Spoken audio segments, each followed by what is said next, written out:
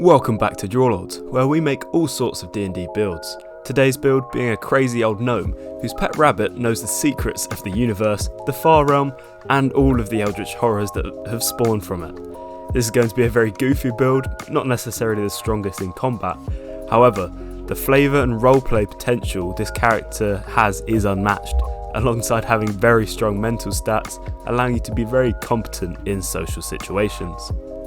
The first part of this character's identity I want to capture is an odd sense of being, some unnatural influence on them that they carry onto people around them. The simplest way to do this is by buffing the charisma stat to its max.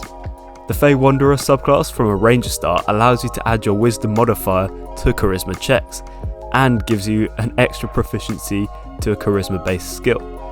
The idea of this is that your odd mannerisms and otherworldly tendencies aid you in capturing people's attentions and twisting their minds to your own.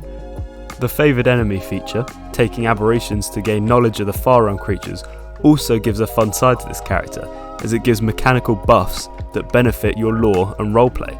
While playing this character, you really want to use this feature as much as you can outside of combat, and try and use this character in a game where either the far realm or aberrations are a big part of the campaign, or at least relevant, so you do have opportunities to really shine. I'm thinking campaigns with aboleths or mind flares, those kinds of evils. How we are going to work on getting that Eldritch horror that takes the form of the hare that you have as a pet. To do this, we're going to take Pact of the Chain from a Warlock dip. Thematically then, I want to take the Great Old One patron for your Warlock subclass.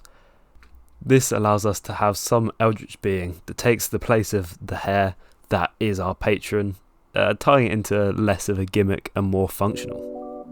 What this does is give us the ability to talk telepathically to any creature that speaks at least one language, not that you know necessarily, within 30 feet of you, no action cost. This is an incredibly useful ability for combat when you don't want to alert the enemy in an ambush or stealth mission, but can also be used in social encounters. Imagine being in a tavern when all of a sudden you hear voices in your head as your eyes are drawn across the room to a strange old man and a hare staring unwaveringly at you. However, there is a similar ability we gain later from Aberrant Mind Sorcerer, so if you would prefer not to duplicate similar features, you can instead go for Archfey Patron for an early AoE Fear or Charm, your decision, allowing you to have early impact and still fitting with the Eldritch theme. As for the Eldritch invocations you get this level, I would choose invocations that buff your familiar to get the most use out of your hare so that it doesn't just feel like a useless gimmick, or to add to the Great Old One aesthetic so you can really push your impact in that way. Particularly choices like Investment of the Chainmaster, Gaze of Two Minds, and Voice of the Chainmaster all serve to do one or both of these. Now it's time to upscale our creepy mind control abilities.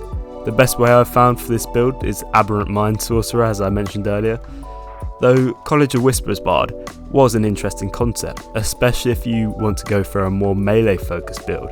Whispers Bard has an odd psionic blade feature that doesn't really fit with this build or many other Bard builds in my opinion. Going back to Aberrant Mind Sorcerer, it gives us access to first level feature, Telepathic Speech. This is the reason you may choose to play an Archfey Warlock instead of the Great Old One, whereas the Great Old One allows you to communicate to any creature that knows a language without any action cost. Aberrant Minds allows you to communicate and allows a creature to respond using a bonus action, as long as that creature understands one language you speak. This is a better feature in most situations as it allows two-way communication, though you can decide whether the bonus action cost and requirement for a shared language is worth it. Additionally, this class gives us access to spells such as Mind Sliver and Dissonant Whispers, which at 6th level we can cast using only a single sorcery point due to psionic sorcery, allowing us to sling out mind-altering spells on repeat.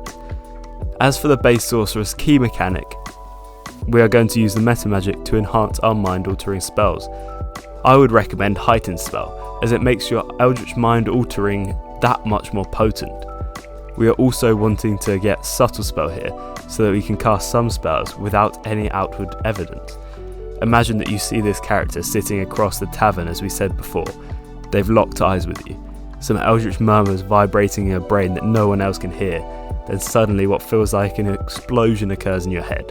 All the while this strange old man and his decrepit rabbit don't break eye contact, never even moving. When it comes to deciding how to distribute your levels, the minimums you are going to need are 3 levels in each Ranger and Warlock, but then after that it's up to you. The most powerful is to go the rest of the way into Aberrant Mind Sorcerer, or just to skip out on Aberrant Mind and full send 17 levels of Warlock for the biggest spells. I would take into account that 6th level Sorcerer allowing you to cast powerful spells with the use of sorcery points, which is a very useful feature in longer fights. All in all, this is a very wacky, somewhat gimmicky character that excels in social encounters and exploration too with their high wisdom and ranger features. If you end up using any of these ideas, let me know in the comments down below.